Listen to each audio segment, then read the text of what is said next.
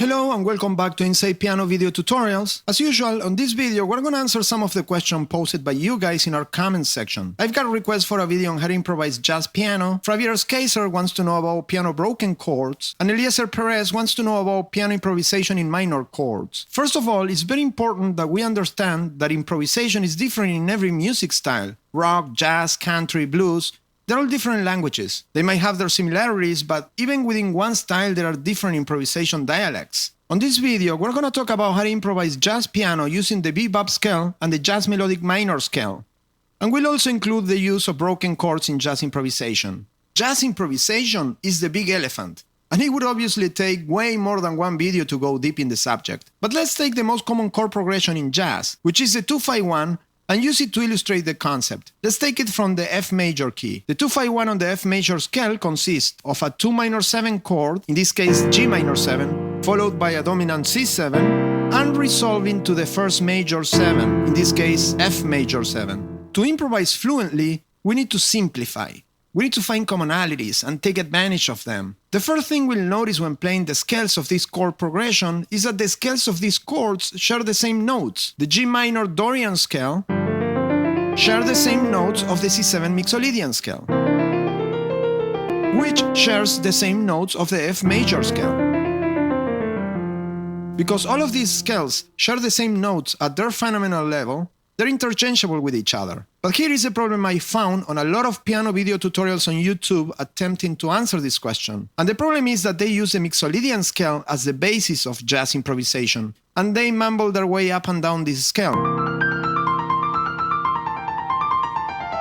But somehow this scale doesn't sound right. It doesn't sound very jazzy. There is an innate flaw to this scale. The flaw of this scale is that this scale is rhythmically uneven, because the notes of the chord do not fall on the downbeat. And that's why it doesn't sound right. Let me show you. 1, 2, 3, 4. The downbeat notes are the notes of D minor. And that's why if you improvise jazz using this scale, you just keep losing your footing, especially when trying to play 16 notes. It becomes a nightmare. This is where the Bebop Scale comes into play. The Bebop Scale was designed to solve this inconsistency by adding an extra half-step passing tone. On the Bebop Scale, the passing tone is B, and the notes of the chord fall on the downbeat. 1, 2, 3, 4, 1, 2, 3, 4, 1. This is why this scale works so well. Now we have a rhythmically correct basic scale that we can use all over the chord progression ascending and descending. And we can play those 16 notes beautifully.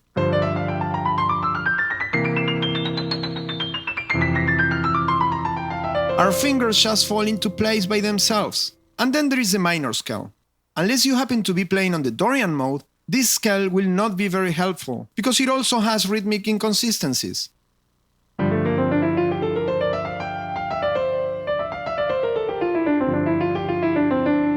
Same problem. That's why the jazz dialect uses the melodic minor scale instead, to bring more color to the progression. The melodic minor scale has both the major 7 and the minor 7. And this is what brings about that jazzy flavor. But there is a difference with the classical music melodic minor scale. And that is that the jazz melodic minor scale also uses the major third note, in this case B, when descending. Again, the jazz melodic minor scale. And since these scales are interchangeable, we can play the Bebop Scale over the C7 or over G minor 7. Or we can play the melodic minor scale over G minor 7 or over C7. Or we can use both scales on both chords. Let's play the melodic minor scale ascending and the Bebop Scale descending. On the minor chord,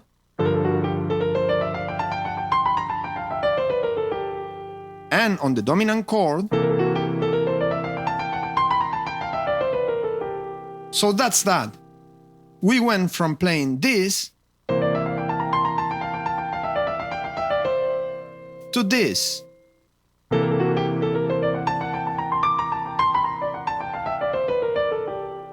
But now we need to leave the monotony of playing only scales. So let's use now broken chords to add to our piano improvisation. Broken chords are basically the notes of the chords arpeggiated. But what chords should we use? Well, all the chords from the scale of chords. We need to know our scale of chords. We are on F major.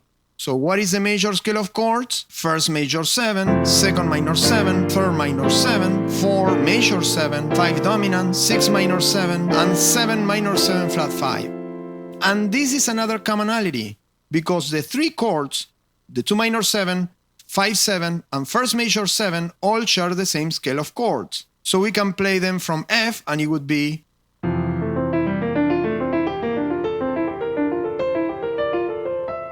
from G minor, they would be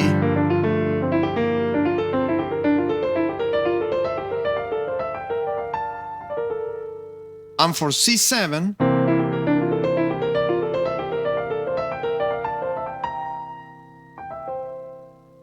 let me show you an example on how to use these broken chords on the piano to create different motifs. Let's start with the C7 broken chord.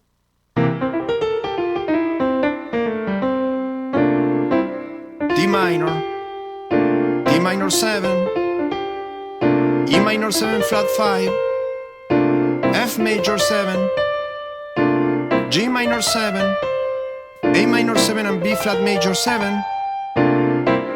We can continue forever, or play our scales and use them to go down.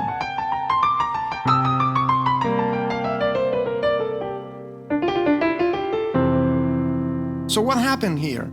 At the end of this last sentence, I use extra half steps on each of the scales, the bebop and the minor scale, which is another concept we haven't covered yet, the half steps rules of the scales. The bebop language is all about half steps. There are half steps rules for all the scales, which allow us even more rhythmic variety and freedom. For example, the bebop C7 dominant scale already has the B half step passing tone. But we can also use D flat and E flat as half step passing tones. We just have to be careful not to lose our footing. Let me show you what I mean by that. If we start from C, everything is fine and dandy. But look what happens when we play it from D. You see, we lose our footing immediately. As a rule, if we start from D, we should not play the B half step. Also, when playing from D, we can use the D flat half step passing tone.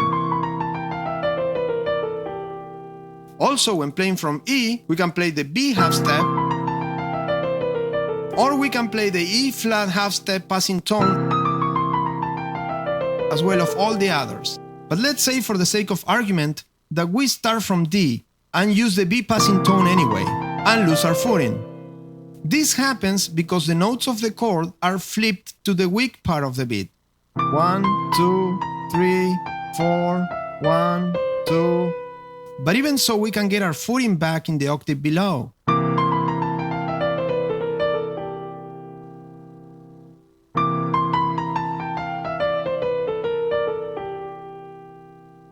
And of course, the minor scale has its own set of half-step rules.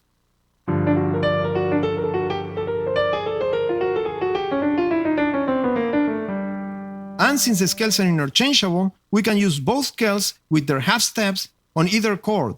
Let's play it on C7.